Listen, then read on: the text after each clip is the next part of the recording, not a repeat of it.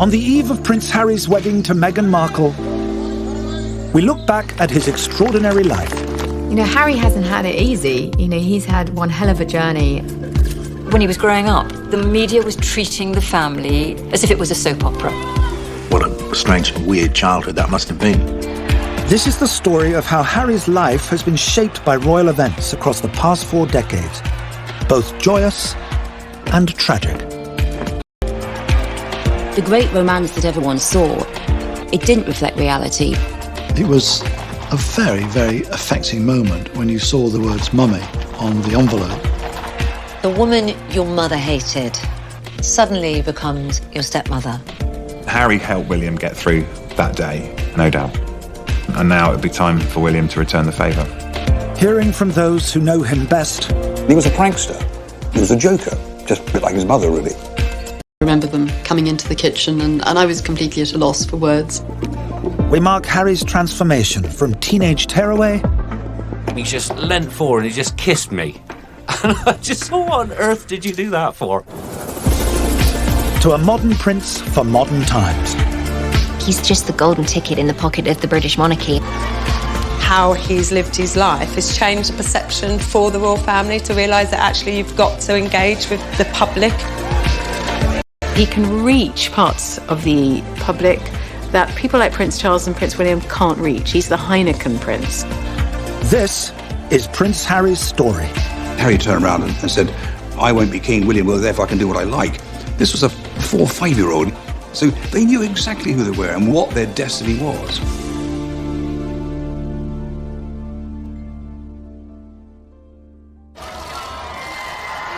As a new chapter begins in royal history, hip hip hooray! It's a boy! It was at this same London hospital 34 years ago that Prince Harry was born. Prince Henry made his first public appearance just after 2:30. But he'll be known, say his parents, as Harry. When I first heard the name, I didn't like it at all, but I've said it about 20 times now, and I'm quite getting used to it. From that day onwards, Harry's life would be played out in front of a media circus. The trade-off for a royal life of palaces and privilege. As a consequence, his mother was determined to make his and his brother's lives as normal as she could. If you could find some sort of normality of a family inside a royal palace, this is what it was. And William and Harry were very much encouraged to mix with the butlers, mix with the chefs, the chauffeurs, the ladies-in-waiting, the cleaners. And brought up in the traditional way with the governess or the nanny. She wanted to be a hands-on parent. Diana made that stand of actually the first royal to actually take their children to school, not just on the opening day, but on a regular basis. This was her idea of breaking away from royal tradition. It was on those school runs that Harry first engaged with the waiting press pack. What happened, photographers, in order to get a reaction, would stick their tongue out. And that would attract a 4-year-old to copy him. And that's why he stuck his tongue out. And he did it fairly regularly. He thought it was very funny.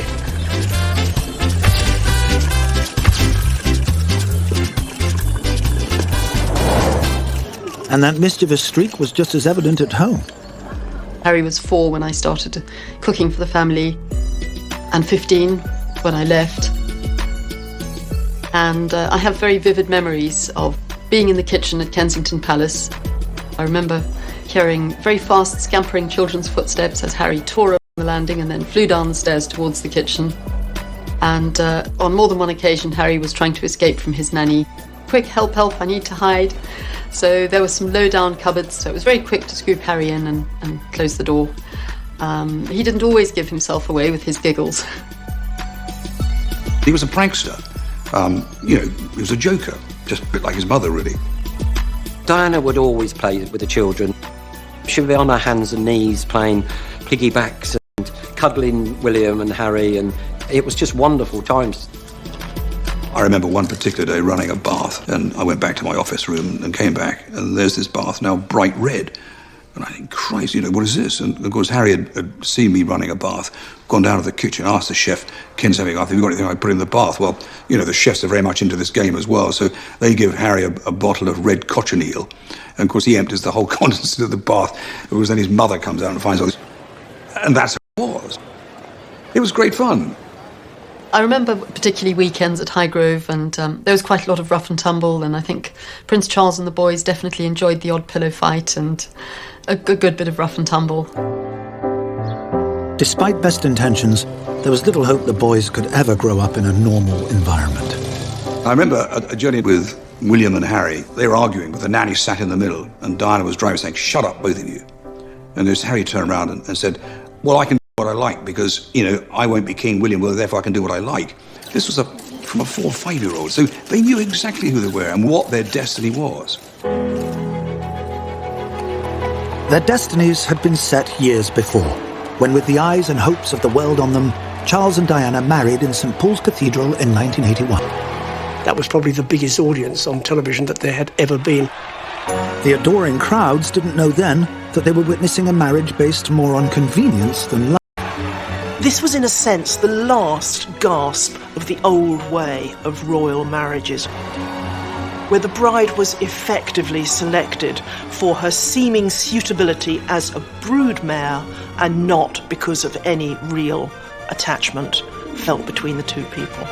But for the nation, the royal celebrations came at a perfect time. 1981 comes at the end of this long period of extended crisis, really, in Britain. You've had under strikes, power cuts, unemployment shooting up. You have people fighting in the streets, violence on the football terraces. It's just one incident after another. That's why the royal wedding in 1981 feels like such a break from the story. It's good, it's great, isn't it? Cheers everybody up. We all want to believe in fairy tales. So as a little girl, I remember I was in my night watching that wedding on television, and it was the most enchanting thing. With the weight of the country's expectations on her shoulders, Diana, the unknown kindergarten teacher, became an instant global icon. And that was the beginning, I think, of the love affair. But away from the public smiles, issues soon developed at home, with family life suffering as a result. The relationship between Charles and Diana was made very problematic by the fact that Diana was this megastar. Everyone became obsessed with her. And that was very difficult for Charles. I'm the heir, I'm the future king, and yet Diana got all this attention. As Diana's profile grew, so did the cracks in the marriage. Publicly, they were an absolute dynamic duo.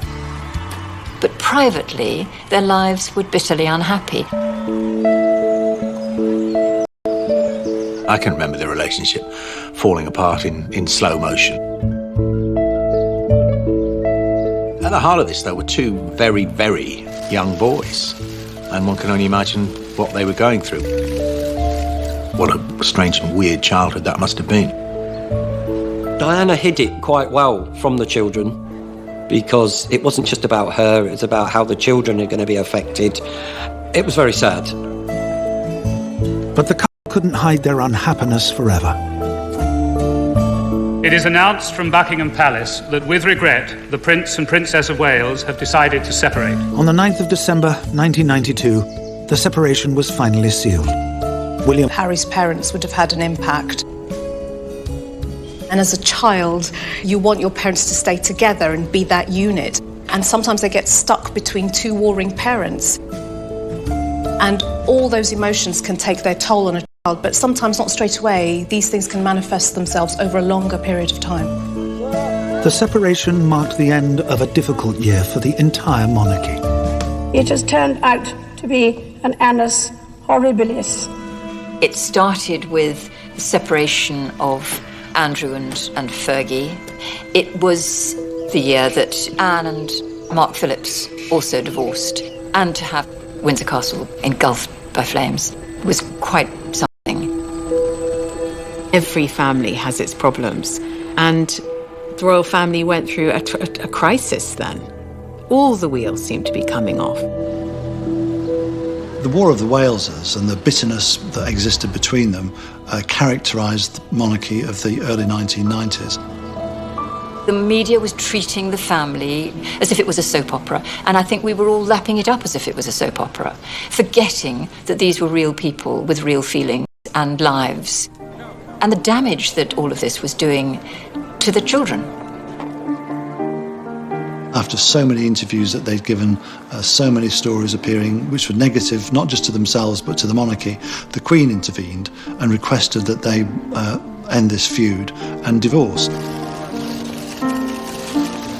On the 28th of August 1996, the Queen would get her wish. Charles would become the first heir to the throne in history to divorce.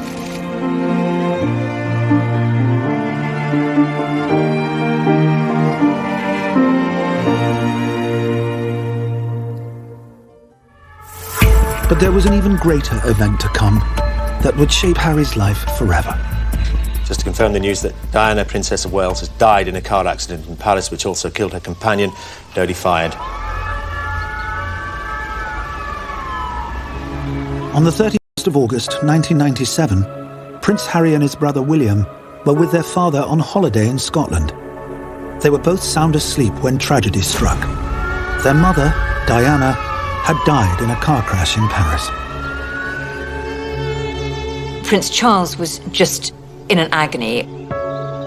He went into their bedrooms and removed radios, televisions, anything that would enable them to hear the news from somebody else. And he broke the news to them in the morning. Charles is a caring man. He's a very caring man. And he had to protect the boys as much. Closed doors. But 500 miles away in London, the nation witnessed an unprecedented public display of emotion. Everybody was coming to pour their grief and show their appreciation to Diana. I was straight up to Kensington and put my flowers by the gate and paying my respects because she meant something to me. And yeah, I cried. But while the nation openly mourned Diana, there was a vocal and unprecedented demand for the royal family to return to London. The Queen wants to remain in Balmoral because, above all, she was trying to protect the boys. It was interpreted as the week wore on as the Queen being aloof, not getting it, not caring even, and that really built. People needed someone to blame because they were so devastated by the loss of Princess Diana and almost kind of uncomprehending that her death could have happened. The wave of anger against the royal family after Diana died was absolutely extraordinary. You see the biggest dip in royal popularity that there has been. It's amazing to look back now and see these incredibly, usually very royalist newspapers saying, "Show us you care, Mom. Come to London. We are here alone." Into this vacuum stepped a newly elected Prime Minister. She was the people's princess, and that's how she will stay, how she will remain in our hearts and in our memories forever. Tony Blair was getting all the attention. As a consequence, the royal family rather went down in popularity. When the politicians are very popular, the royal family tend to go down, and when the politicians are very unpopular, the royal family go up. You do tend to see this seesawing. The grief-stricken family, stung by the criticism, made their way to London. I was in London on the day that Prince Charles and William and Harry came down from Scotland and came back to St James's Palace. And I remember vividly Harry coming into the kitchen and jumping up on the seat by the window and just looking at this little boy, wondering how he would even begin to process all that he was seeing and everything that was being thrown at him. But duty demanded Harry do more than just look at the crowds. Charles, William and Harry went to Kensington Palace and they looked at the bouquets that had been left there, and the emotion on their faces, you couldn't mistake it. They were devastated, they were heartbroken. Looking back on it now, I think it was probably rather cruel that they were brought back down to London and had to look at all those flowers, all these people sort of reaching out to touch them. William. Thank you so much. Thank you. Confusing because he was having to absorb other people's pain, yet perhaps repress his own. I think that must have been some of the hardest hours and days and minutes of their whole lives. In front of a watching world, William, aged just 15, Harry, still only 12, had to bury their mother in step with royal protocol. what could be more awful than have been told by your father and your grandfather, you don't look to the side, you walk in step with me, you don't cry, you walk. I mean, that is brutal. There's an old saying in royal circles, don't wear private grief on a public sleeve, and they didn't. They were probably screaming inside and hurting inside, but they carried that off with such dignity that people even today don't understand how did they do it. I was at Highgrove that evening when they came back from the funeral, and I remember them coming into the kitchen, and I was completely at a loss for words. What on earth do you say? My instinct when I first saw them was to want to give them a hug, but it just didn't seem appropriate. You didn't want to cross any boundaries. It was very difficult. You just wanted to be there to support them in any way that you could. The day of the funeral is the day that all of us remember, but it's all the days and weeks and months after that of learning to live a life without their mother, who played such a massive part in their lives. Harry's talked about the fact that no one should ever have made a child do that. You can only agree. The emotions that he was feeling inside that day when he followed his mother's coffin stayed buried there for 2 decades to come. Harry turned to his father and brother for support, particularly to William.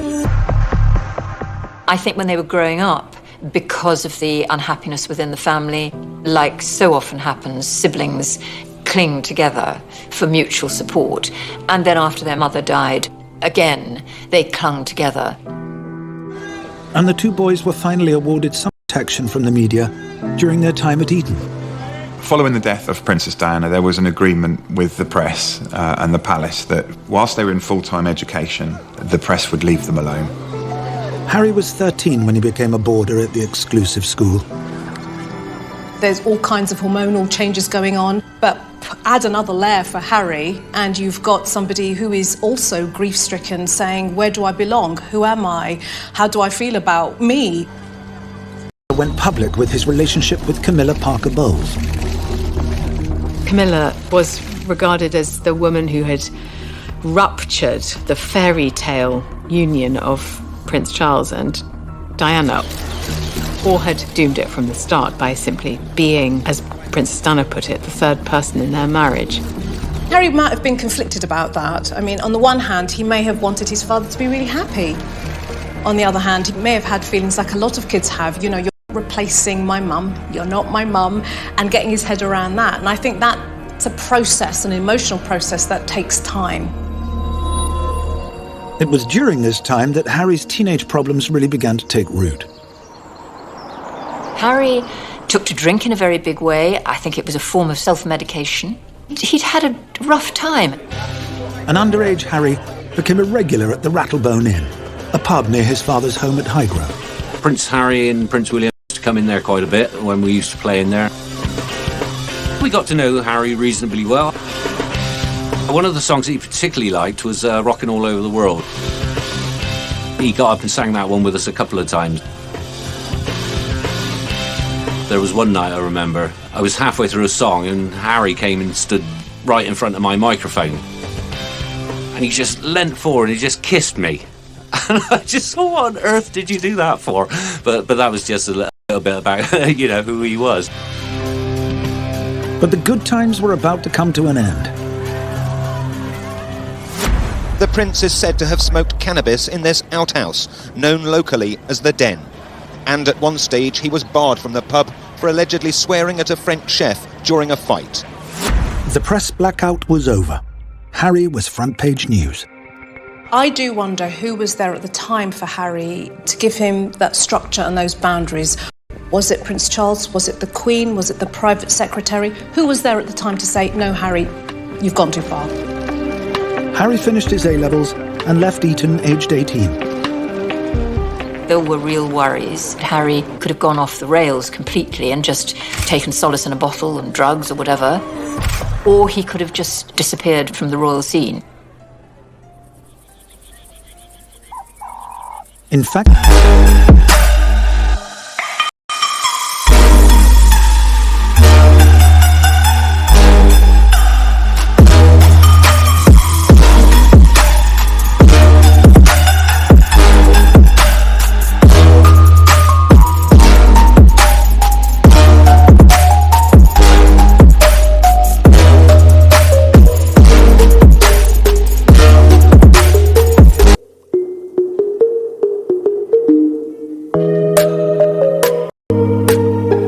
he has huge empathy, which she also had.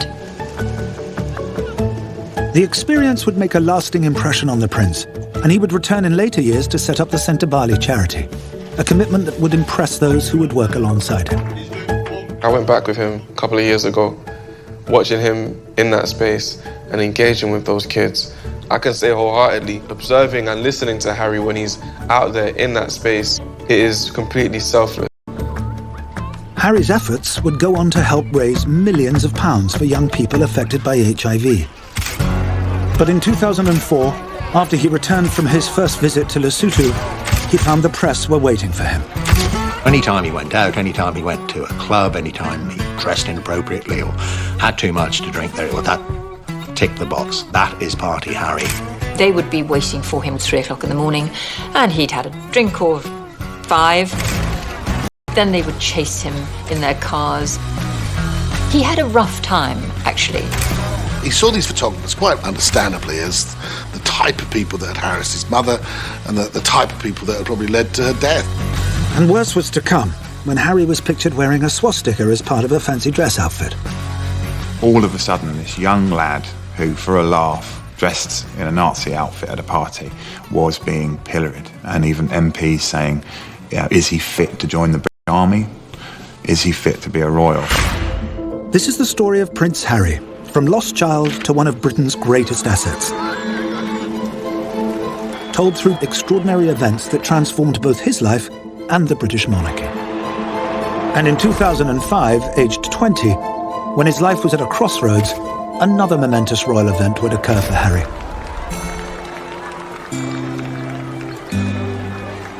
Charles and Camilla's wedding was very far from a typical royal wedding, in that they turned up together to Windsor Guildhall to have a registry office marriage. I think there were about 28 guests, and it was very low-key. The union represented a constitutional revolution, as it was the first time in history a divorced heir to the throne would remarry. It's a sign of how far the royal family have come and how far as we as a nation have come, that divorce is no longer a dirty word. Remember, when King Edward VIII wanted to marry Wallis Simpson, who was twice divorced with her husbands living, he was forced to abdicate. The Queen did, by this point, welcome this marriage. She didn't attend the civil ceremony, but she did attend the blessing in St George's Chapel, the place where Harry and Meghan will marry. The ceremony may have been low-key, but the wedding represented a huge shift in public opinion. On the pale. But relatively quickly, it's only 8 years. They've kind of dragged it round and they can kind of get married without kind of people looting and pillaging on the street. And the fact that William and Harry endorsed the union underlined this transformation even further. It was on their faces that they absolutely approved of this wedding. They were so happy for their father, because they love their father, and they like him to be happy. Maybe it's a tribute to the relationship between Charles and William and Harry that they've got there, they've worked it out. The marriage of Charles and Camilla paved the way for the marriage of Harry and Meghan. Love really was a valid criterion for royal marriages. It shows how far the royal family have come. But with his father newly married, now more than ever, Harry needed to find somewhere he belonged. In May 2005, Harry entered Sandhurst Military Academy. That's where Harry became a regular person. He was just Harry to everybody else. And that was really what he did, that semblance of normality. The army saved Harry. You learn a lot of skills. You learn authority, leadership, communication skills. It would have taught him everything. And you can see that coming through him as an adult now. He grew up very quickly, and that was lovely to see. He went from that cheeky, mischievous boy to being a man. After 44 grueling weeks of training, Harry was now an army officer. The graduating parade at Sandhurst is in front of the Sovereign, so she always witnesses the graduating parade, but this time it was different because Harry, as the graduating soldier, couldn't help himself but really show his joy at being out there graduating in front of his grandma. The Sandhurst experience had given Harry the confidence he'd been lacking. He was now keen to join his regiment on the front line. Last thing I want to do is have my soldiers sent away to Iraq or wherever like that and to be held back home, twiddling my thumbs, thinking, well, what about David? What about Derek? You know. Clearly, he wanted to deploy on operations. I wanted him to go on operations. After all, he trained for that. Plans were made in 2006 for Harry to travel to Iraq with his regiment, but then news of his deployment leaked. As a result of that, there was some propaganda put out by insurgents that they put a bounty on the prince's head. There are a number of specific threats of a varied nature, some reported and some not reported, specifically aimed at Prince Harry. We came to the conclusion that the risks weren't worth running and that he wouldn't deploy, which of course hugely upset Prince Harry at the time. Frustrated he couldn't join his fellow comrades. If you don't let me go and serve on the front line with my men, with the guys I'm training with, I'm not going to hang about. The problem that I had was to find a method by which he could deploy, which was what led to this rather extraordinary meeting, which I convened in the Ministry of Defence, inviting the editors of most of the major media outlets. A bold and ambitious plan was hatched. Harry would travel to Afghanistan, and the British press would keep the news under wraps. When the agreement was made that we wouldn't report on Harry, I don't think there was a journalist that thought it would work. It was certainly a gamble, because it could have leaked. Harry travelled with his regiment as Captain Wales to the front line without special privilege.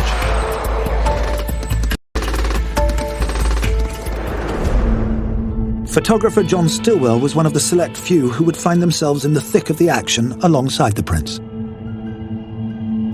Everyone said to me, he's going to be 30 foot underground. They won't chance him outside. As soon as we got to Kandahar, we were told we're going down to the front line. 300-400 yards from the enemy, from the Taliban. I was looking around thinking, if someone recognises him, a sniper, they could take him out quite easily. No, he was in danger. He was in danger. Against all odds, the media blackout was holding. And back home, with Harry missing from royal duties, his family were doing their bit to keep the secret safe.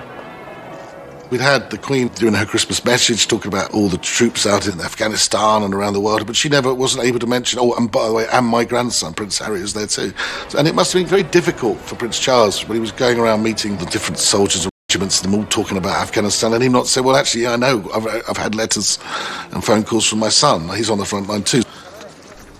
But there was one very special message from home. He'd had a phone call from Prince William saying that Mum would be very proud of him, which I think, meant a lot to him. While his family were tucking into their Christmas dinner, Harry was busy forging a lasting relationship with the Gurkha regiment, led by Major Pun. Prince Harry interacted very easily with the boys. He was very popular amongst the Gurkhas. It's bizarre. I'm out here now. I haven't really had a shower for 4 days. I haven't washed my clothes for a week, and everything seems completely normal. Thousands of miles from home, Harry had found a sense of belonging. We sleep together, we train together, we fight it together, and we all always grown up as one big family to look after each other. Prince Harry became one of us. At Christmas dinner, Prince Harry, he had a goat curry. He could have easily got leave of absence, but no, he was there on Christmas Day while the Queen talked to the nation and we all ate our turkey. But the blackout didn't last. The foreign media broke the news and Harry was immediately pulled out. Prince Harry was fairly down about his own circumstances, and I can recall putting a gin and tonic in his hand, and he said, the trouble is I'm not like a normal young man. And one knew exactly what he meant. He couldn't do what everybody else did. The experience did signal a thawing of troubled relations between Harry and Fleet Street's finest. Thank you to all the British media for keeping their mouths shut, and I know for a fact that there was stuff they did behind the scenes to stop stuff from coming out, which was massively kind of them. Despite his frustration, Harry was determined to find a way back to the front line, this time training as an Apache helicopter pilot. He was the top student on his course. He was the top gun on his course. Well done him. This was a fantastic boost to Harry's confidence. For the first time, he discovered there was something that he could do better than anybody else. That was the real turning point for Harry.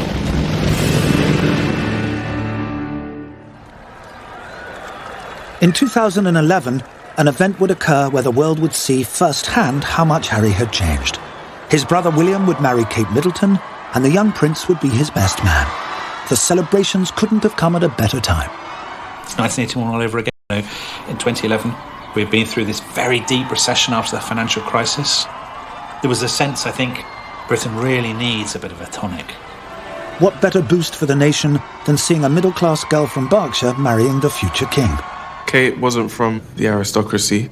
She and William fell in love, you know, and we are of a time, we're in a generation where that means something. The fact that Prince William didn't marry a sort of European princess, but married Berkshire Rose, Kate Middleton, showed the actors in the royal family are now autonomous. Our royals would never submit to an arranged marriage with some horse-faced German princess anymore. On this grand stage, Harry would come into his own. There was a great moment where we saw Prince William and Prince Harry standing together, straightening themselves, knowing that the bridal party had arrived. Harry, looking so dashing in his uniform. Harry helped William get through that day, no doubt. Harry was able to just calm him down, smile.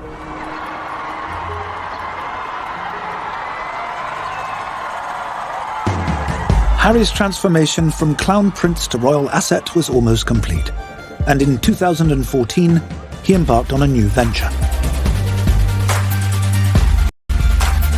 Harry's made no secret of the fact that he really wants to champion wounded. Serving in Afghanistan, Harry had been inspired on a return flight home to the UK. There were two very, very badly wounded soldiers that had lost limbs being flown back in the same military aeroplane. And Harry quite poignantly said, "I'm not a hero. Those guys are the real heroes." I think that had a very profound effect on him as an individual, as a human being. He wanted to do something to address that. And his response to that was the Invictus Games. The Games are an international multi-sports event set up to inspire Harry's wounded comrades and challenge preconceptions about disability. Get out there, meet these guys, listen to their stories, and in some cases, in many cases, learn from them. It comes from him. He is the driving force behind it. It's his vision that we're delivering. Fame can be a wonderful thing it's like a superpower if you use it well. Harry has realised, I've got this power, I'm going to use it well. For people who feel a bit marginalised, for people who feel like they're not worth very much, to have somebody as prominent as Harry just come and shake their hand and say, "How you doing?" it's just great. Just like his mother, Harry was adopting a more relaxed style of royal conduct, and people loved it. Some events he was in the crowd, getting his popcorn stolen. Other events he was talking to the competitors, behind the scenes, talking to the friends and family, talking to the volunteers. Just everything, doing everything. In 2015, after 10 years in uniform, Prince Harry left the army. He had established himself on the world stage, but his private life was another matter. I think the reason Harry's previous girlfriends haven't worked, notably Chelsea Davy, Cressida Bonus, they simply couldn't handle the press intrusion. Other girlfriends that he's had haven't been able to cope with the fact, and Harry hasn't been able to cope with the fact that there's that baggage. You know, Harry's very protective, particularly of his girlfriends. And for those who'd seen him grow up, the prince's loneliness was hard to bear. I think it must have been really tough, because I'm sure there were some who he was very fond of, but perhaps the life wasn't really going to suit them. It was a worry, I think, that Harry was going to find someone who was going to be able to deal with all that pressure. With his brother settling down and starting a family, attention turned to who Harry would choose. But in October 2016, speculation began when he started dating one Meghan Markle. After a troubled journey through 4 decades, 3 weddings and a funeral, Prince Harry had transformed from little lost boy to war hero and seemed to grow into his royal role. Harry's been on quite the emotional journey. He feels like he's come of age. He's gone for him now, because we can see that he's always been Prince Harry. He's just like any young man finding his way in the world. Prince Harry met Meghan Markle on a blind date in London in the summer of 2016. I think we'd all predicted another beautiful, willowy blonde from the home counties. She's smart, she's independent, she's been successful in her own right. I love the fact that she's American, that she divorced, that she's from a broken home. She's mixed heritage, African heritage. She is a black woman. And she's absolutely right for the times. But media fascination with the new relationship soon crossed the line. When the news broke that Prince Harry was dating this biracial American actress who's also divorced, there was a feeding frenzy. The press were climbing into Meghan's house. They were camped on her lawn. They were following her. It was deeply unpleasant. Meghan had been the victim of some of the most horrendous racist attacks. The trolls on social media had been vicious. Fearing another relationship could be ruined by media intrusion, Harry was forced into an unprecedented move, demanding the press pack back off. Harry's statement from Kensington Palace about press intrusion and press coverage of Meghan Markle was impressive. The statement says some reporting has crossed the line with abuse and harassment with racial overtones. He wants to protect this woman who he's in love with. Very sadly, in his own life experience, he's seen the way his mother, how was hounded over the years. You could argue that that's made him oversensitive, but at the same time, you could argue, why wouldn't he step up for the woman that he loves and say, there's the line, don't cross it? So yes, it was a surprise. But I think a lot of people out there thought good on him. The letter seemed to have had the desired effect, as the couple's love blossomed, mostly away from the public eye.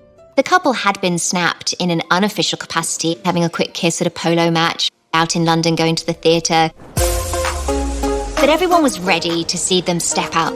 I think people were waiting for that official moment. And we didn't have to wait long, as in September 2017, the couple made their first official public appearance at the Toronto Invictus Games. It was just a really wonderful moment. They looked really relaxed together, wearing jeans. She was wearing ripped jeans, something you don't, again, see on a royal engagement usually. Just those small details of intimacy and the way that they behaved around each other and the way they looked at each other. I think, I'm romantic. I like love. Both in and out of the spotlight, the couple announced their engagement. It's an amazing surprise. It was so sweet and natural and very romantic. He got on one knee. There was a lot of touching. She was stroking him, she was gazing into his eyes. They showed how much, they care about each other. They showed vulnerability. It's really nice to see. It was a really nice moment. It was just the two of us, and I think I managed to catch it by surprise as well. Yeah. This is Harry and Meghan doing the royal stuff their way. For me, I saw a very modern couple. When the couple made their first official royal appearance in Nottingham to mark World AIDS Day, it was clear the public was falling in love with Meghan too. For the first time in his life, Harry has got a girlfriend who won't blame him when she is in the spotlight. You can see the smile on his face, one of complete and total adoration, saying, God, I've got the right person here. I think Meghan comes with fairy dust. She's used to cameras, she's used to talking to people, to being a star. Meghan will join Harry in causes close to his heart, including the Heads Together charity set up with William and Kate, dedicated to helping people like the young prince who have struggled with mental health problems.